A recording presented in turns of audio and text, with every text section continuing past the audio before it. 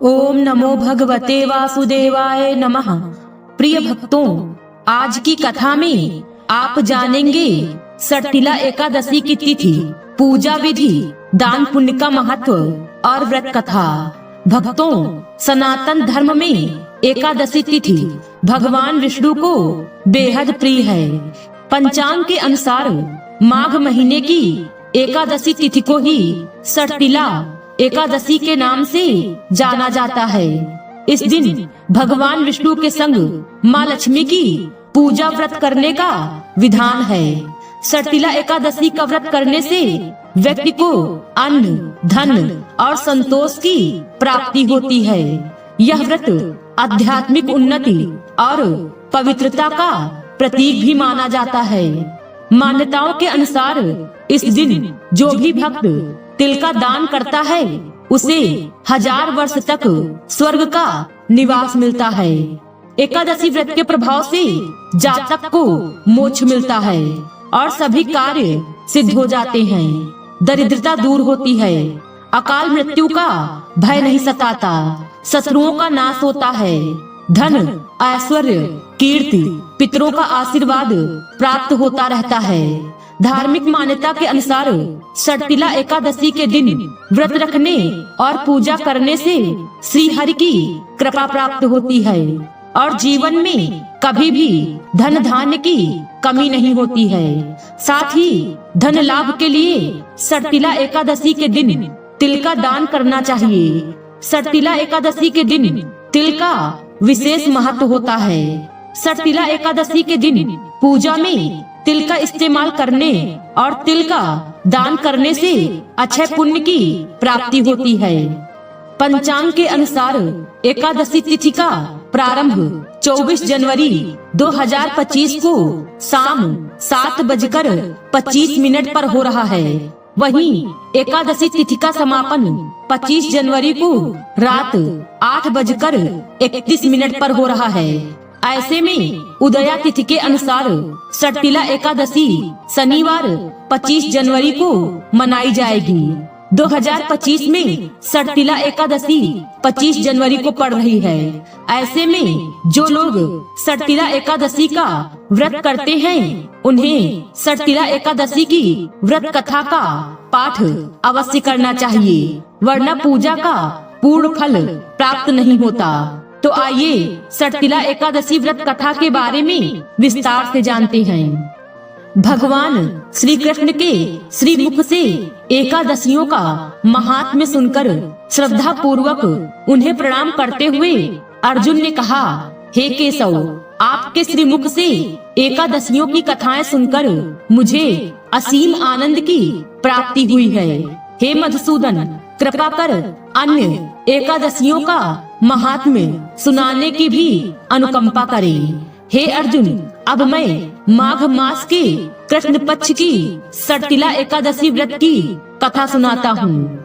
एक बार दालभ ऋषि ने पुलस्त ऋषि से पूछा, हे ऋषि श्रेष्ठ, मनुष्य मृत्यु लोक में ब्रह्म हत्या आदि महापाप करते हैं और दूसरे के धन की चोरी तथा दूसरे की उन्नति देखकर ईर्ष्या आदि करते हैं। साथ ही अनेक प्रकार के व्यसनों में फंसे रहते हैं। ऐसे महान पाप मनुष्य क्रोध, ईर्ष्या, आवेग और मूर्खता वश करते हैं और बाद में शोक करते हैं कि हाय, यह हमने क्या किया।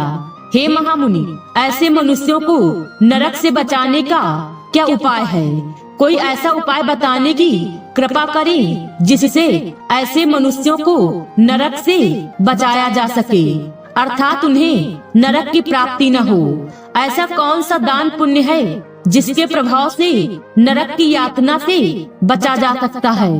इन सभी प्रश्नों का हल आप कृपा पूर्वक बताइए। दालभ ऋषि की बात सुन पुलस्त ऋषि ने कहा, हे मुनिश्रेष्ठ, आपने मुझसे अत्यंत गूढ़ प्रश्न पूछा है। इससे संसार में मनुष्यों का बहुत लाभ होगा। जिस रहस्य को इंद्र आदि देवता भी नहीं जानते, वह रहस्य मैं आपको अवश्य ही बताऊंगा। माघ मास आने पर मनुष्य को स्नान आदि से शुद्ध रहना चाहिए और इंद्रियों को वश में करके तथा काम, क्रोध, लोभ, मोह, ईर्ष्या तथा अहंकार आदि से सर्वथा बचना चाहिए। पुष्य नक्षत्र में गोबर, कपास, तिल मिलाकर उपले बनाने चाहिए। इन उपलों से 108 बार हवन करना चाहिए। जिस दिन मूल नक्षत्र और एकादशी तिथि हो तब अच्छे पुण्य देने वाले नियमों को ग्रहण करना चाहिए। स्नान आदि नित्य कर्म से देवों के देव भगवान श्री हरि का पूजन व कीर्तन करना चाहिए। एकादशी के दिन उपवास करें तथा रात को जागरण और हवन करें। उसके दूसरे दिन धूप दीप नैवेद्य से भगवान श्री हरि की पूजा अर्चना करें तथा खिचड़ी का भोग लगाएं। उस दिन श्री विष्णु को पेठा, नारियल, सीताफल या सुपारी सहित अर्घ्य अवश्य देना चाहिए। तदुपरांत उनकी स्तुति करनी चाहिए। हे जगदीश्वर, आप निराश्रितों को शरण देने वाले हैं। आप संसार में डूबे हुए का उद्धार करने वाले हैं। हे कमल नयन, हे मधुसूदन, हे जगन्नाथ, हे पुंडरीकाक्ष, आप लक्ष्मी जी सहित मेरे इस तुच्छ अर्घ्य को स्वीकार कीजिए। इसके पश्चात ब्राह्मण को जल से भरा कुंभ अर्थात घड़ा और तिल दान करने चाहिए। यदि संभव हो तो ब्राह्मण को गौ और तिल दान देना चाहिए। इस प्रकार मनुष्य जितने तिलों का दान करता है वह उतने ही सहस्त्र वर्ष स्वर्ग में वास करता है।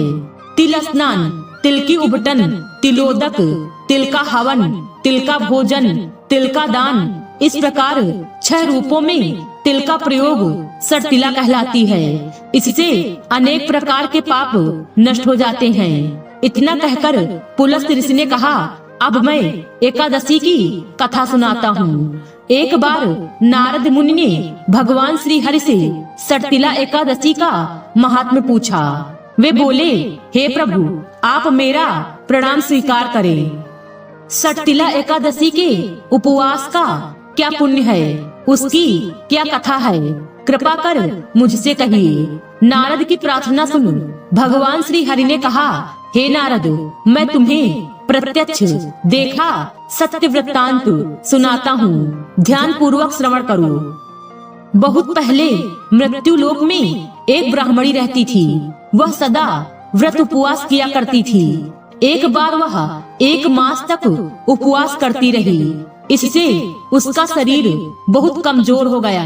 वह अत्यंत बुद्धिमान थी, फिर भी उसने कभी भी देवताओं तथा ब्राह्मणों के निमित्त अन्नादि का दान नहीं किया। मैंने चिंतन किया कि इस ब्राह्मणी ने उपवास आदि से अपना शरीर तो पवित्र कर लिया है तथा इसको वैकुंठ लोक भी प्राप्त हो जाएगा, किंतु इसने कभी अन्न दान नहीं किया है। अन्न के बिना जीव की तृप्ति होना कठिन है।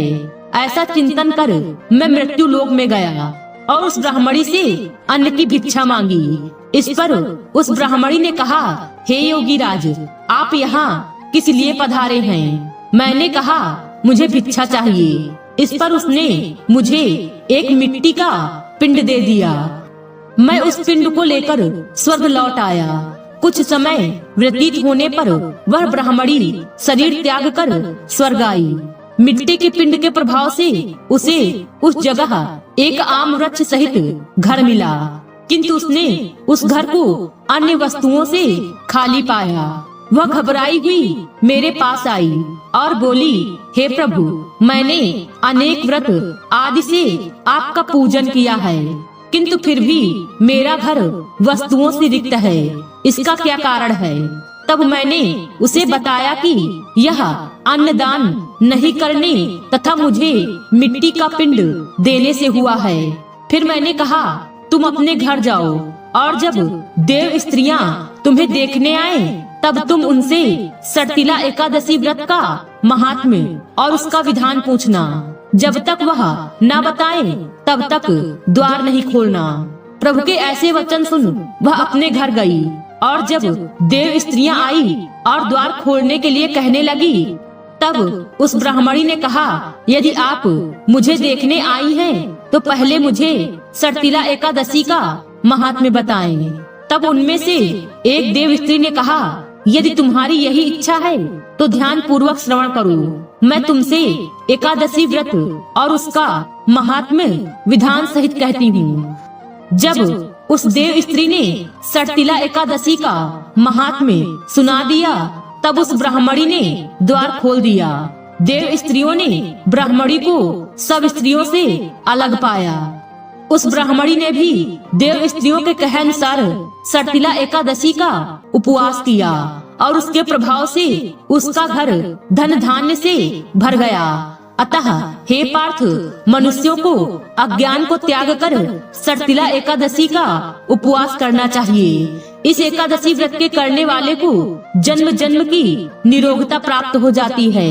इस उपवास से मनुष्य के सभी पाप नष्ट हो जाते हैं। भक्तों, इस उपवास को करने से जहाँ हमें शारीरिक पवित्रता और निरोगता प्राप्त होती है, वहीं अन्न, तिल आदि दान करने से धन धान्य में बढ़ोतरी होती है। इससे यह भी सिद्ध होता है कि मनुष्य जो और जैसा दान करता है, शरीर त्यागने के बाद उसे फल भी वैसा ही प्राप्त होता है। अतः धार्मिक कृत्यों के साथ साथ हमें दान आदि अवश्य करना चाहिए। शास्त्रों में वर्णित है कि बिना दान किए कोई भी धार्मिक कार्य संपन्न नहीं होता। भक्तों, आइए अब जानते हैं सटतिला एकादशी पूजन विधि। प्रातः काल स्नान के बाद भगवान विष्णु की पूजा करें और उन्हें पुष्प, धूप आदि अर्पित करें। सटतिला एकादशी व्रत की पूजा के समय भगवान विष्णु को तिल से बने खाद्य पदार्थों का भोग लगाएं। ऐसा करने से भगवान विष्णु प्रसन्न होते हैं।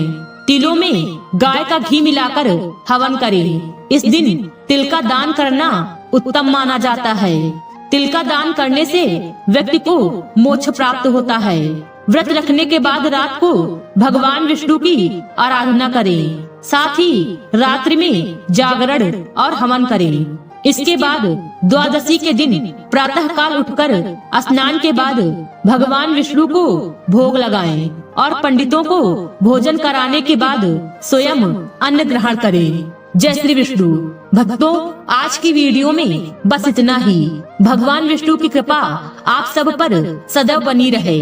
उम्मीद है वीडियो पसंद आई होगी। इस वीडियो में बोलते समय कोई त्रुटि हुई हो तो क्षमा करें। वीडियो पसंद आई हो तो वीडियो को लाइक और शेयर करें और चैनल को सब्सक्राइब कर दें और कमेंट बॉक्स में जय श्री विष्णु लिखना बिल्कुल न भूलें। मिलते हैं अगले वीडियो में। खुश रहिए और खुशियाँ बांटते रहिए। जय श्री विष्णु।